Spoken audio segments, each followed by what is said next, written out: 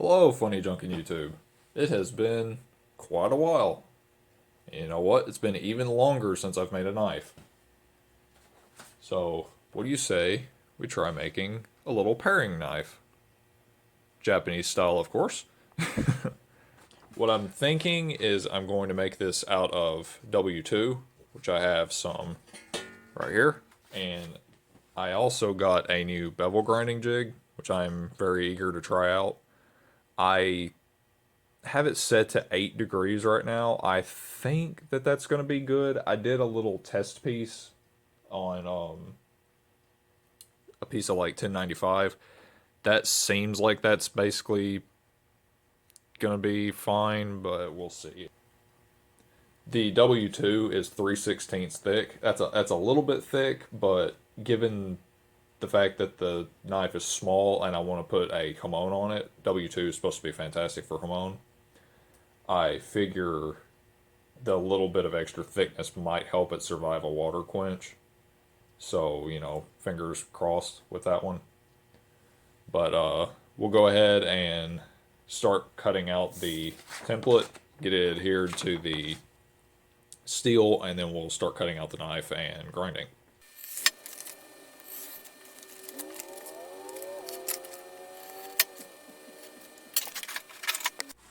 Alright, there we go. And anybody that's wondering about the Gyuto project that I started a very long time ago, this is what happened to it. It has really large delaminations. So this is unusable. That's why I haven't continued this project. And that was kind of like a breaking point for me a little bit where I needed a break. And that's part of why I haven't made a knife in a long time. Also been very interested in making gongs recently and stuff. So, there's that.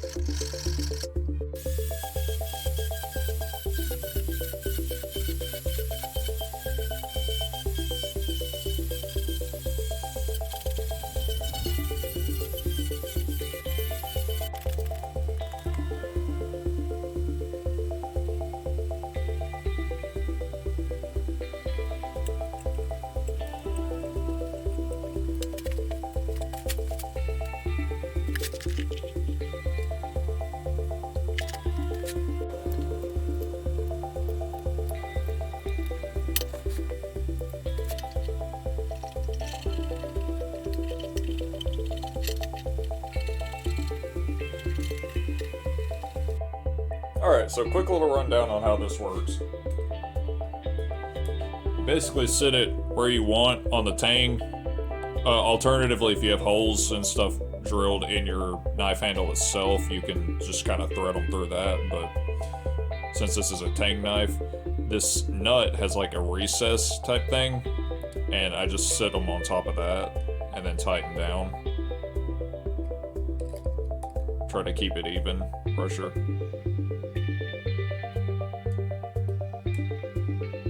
And then I tighten these nuts in the back. And then here, you've got your angle finder. That was something I really liked about this one, was the fact that it had like an actual guide built into it that you adjust by turning this left and right. And then this spring and this keeps it from like shaking out of spot. So it seems like a very good design in my opinion. But I'll get a fresh belt on the belt sander and then we'll start grinding. This is part of something that I didn't include in this like setting up of it, but because it's hard to see. But right there, I have that first bolt resting up against the backing plate to kind of act as a like a guide of sorts, so I know where to stop.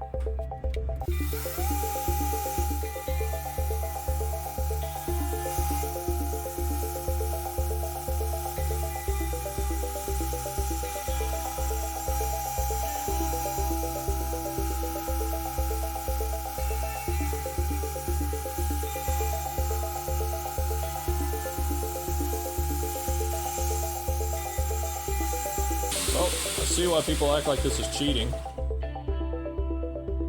That's the fastest I've ever ground a bevel, and the most accurate.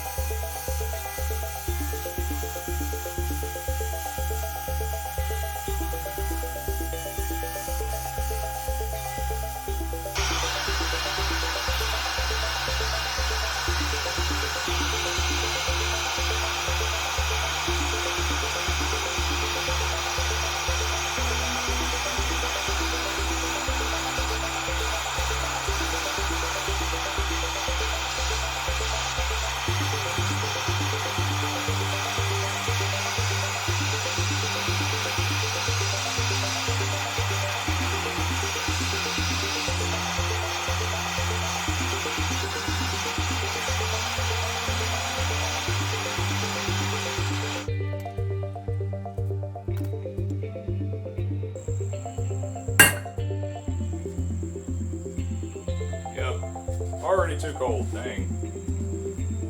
I'm calling it with that. I'm just going to continue the normalization cycles. I'll try to not grind too much into the touch mark that we did get. It's just at that material size that it's very, very thin and it cools off way too quickly.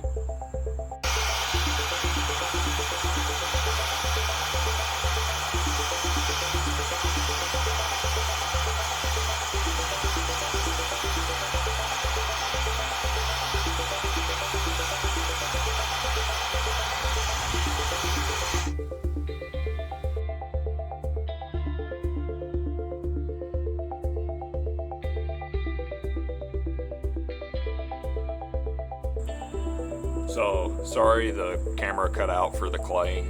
I let it dry for one day and then I put it in the oven for 2 hours at 250 degrees to just kind of bake it. We'll see if it stays on the blade better this time.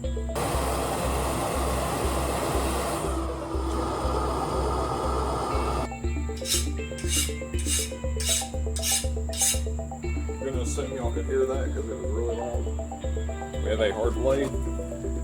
And that's fantastic. So let's go get it a little bit more cleaned up and put it in the oven really quickly. I do not want it to crack. It's straight too, by the way.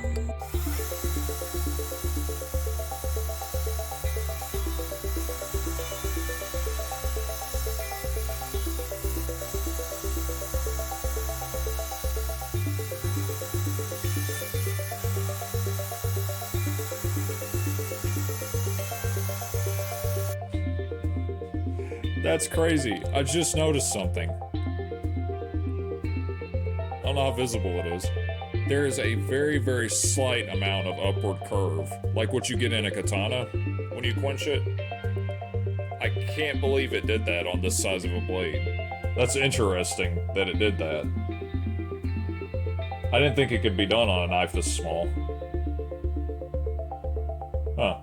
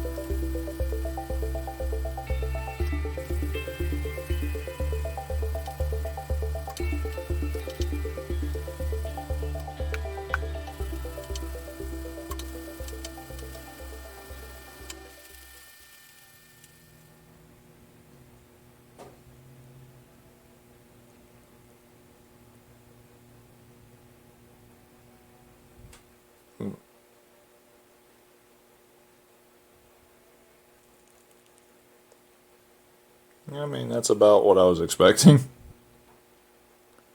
We got a dry spot. Yeah, it looks like that actually might be a crack. Wouldn't that be something?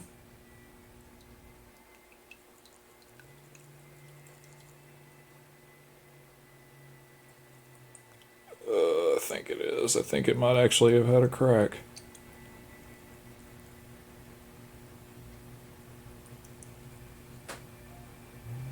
I am pretty sure that's a crack, which is incredibly disheartening. I don't think it would really affect it too much, but in my opinion, that also means I can't sell this one. I was kind of hoping to sell this one, but you know, okay. I think we can still finish it out though. But what I'm going to do is I'm going to experiment a little. Here, I've seen people use white polishing compounds. I don't know if we have anything. As you can see, the shop's like freaking incredibly messy. I did find this, so we're going to see how it works on metal.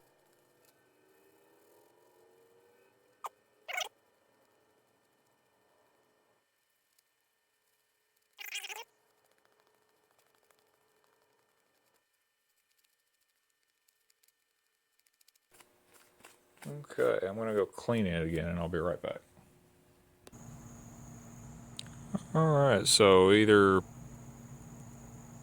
that polish or W2 or whatever makes a pretty nice looking hamon if you can actually get the hamon on it. Try my best. No, yeah, it's actually pretty visible. I'm almost certain that's a crack. It doesn't look like it goes through the top, really, though, so it's kind of hard to tell. But the etching, I think, kind of proved it to be a crack at least, so that's pretty unfortunate. But it's not bad looking.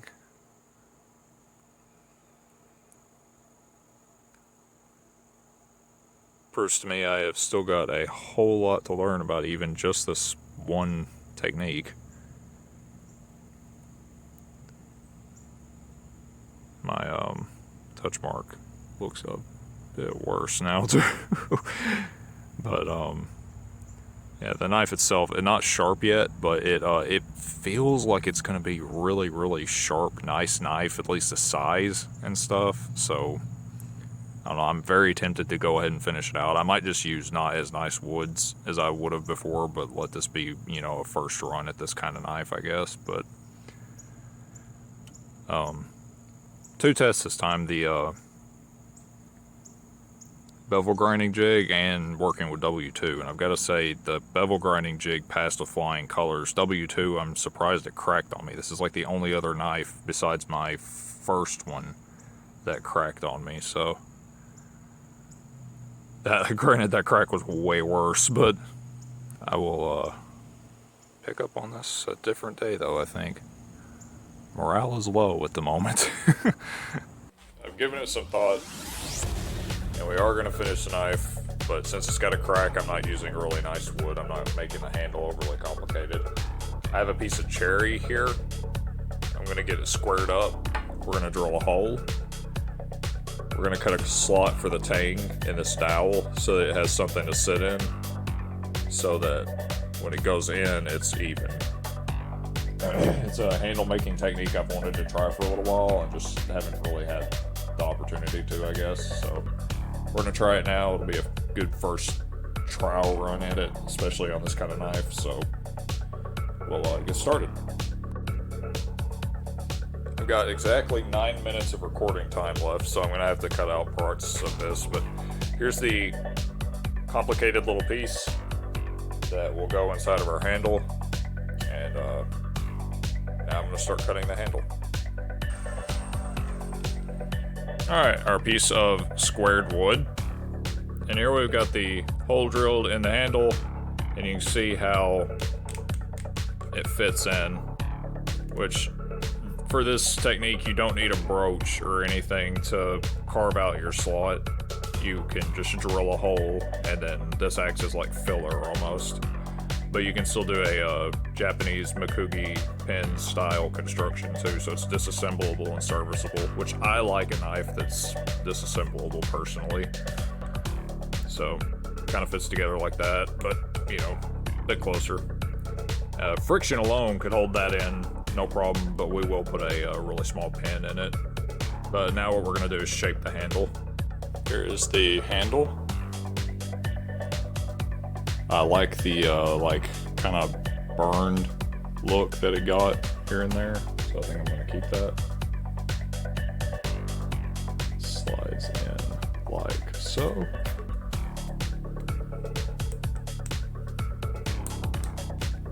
Nice and tight. Then we have a pin. And now for some tung oil.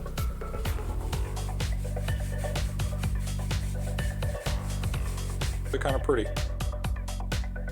Really is a shame that it's got a crack, I swear.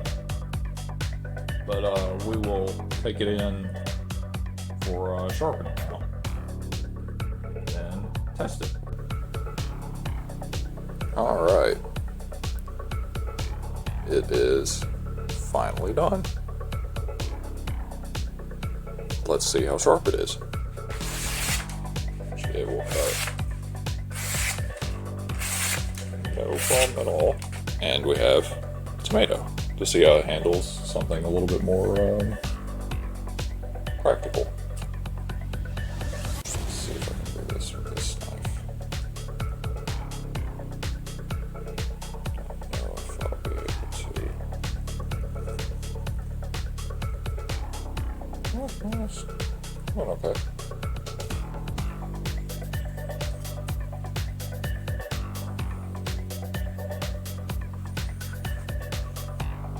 It is definitely a little bit thick, I would say.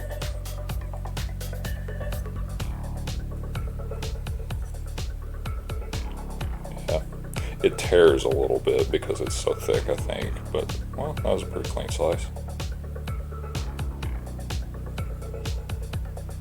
Not sharp enough to just push on it, though. Or not thin enough, I'm not sure. It's pretty dang sharp.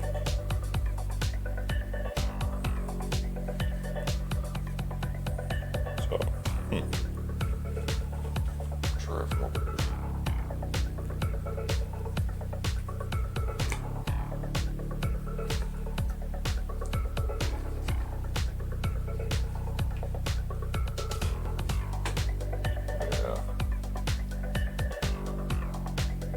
Granted, this is a fairly soft tomato that is not quite sharp enough in my opinion. Or thin. Thin enough. I'm not certain. I think I would make it thinner either way though, because this is probably a bit too thick for a knife this size.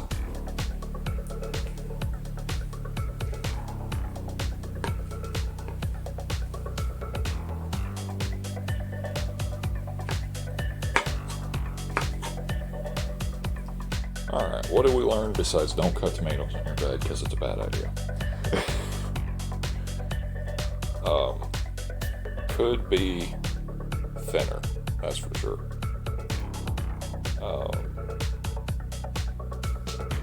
Touch mark the tang, probably instead of the blade, I think is what I'm going to do. Since it's disassemblable, if anybody ever needed to like prove that it was one of my knives or something, you could take it out of the handle, and that'd be one way. Satanite would have prevented the crack in the blade. Maybe heating it slower to a lower temperature would have. That one's a little bit like iffy, I guess, but I do want to get Satanite and try that anyway. Learned that plastic white polish works pretty decent apparently for polishing out an edged blade, so that's nice. Learned that this type of handle construction does work, so that's fantastic. And learned that trying to make a knife this quickly is surprisingly stressful. Especially when it fights you. So, yeah. I'd say all in all it went okay though. It's a good first attempt. So, that's good at the like Japanese style of knife. Anyway, so thinner, I would say, is definitely something I need to do, and definitely get Satanite, because I think that's going to be better than the Rutland's Fire Cement. But yeah, if you enjoyed this video, stuck around until the end, thank you very much. It's probably going to be a longer one. Took a bit longer to make too. Like the video and all that stuff if you want to. If you want to be a part of the next challenge build I do, you can hop on over to my Patreon, and I let my Power Hammer tier patrons pick from a couple different designs that I draw up. I will make the winning design. Alright, thank you for watching.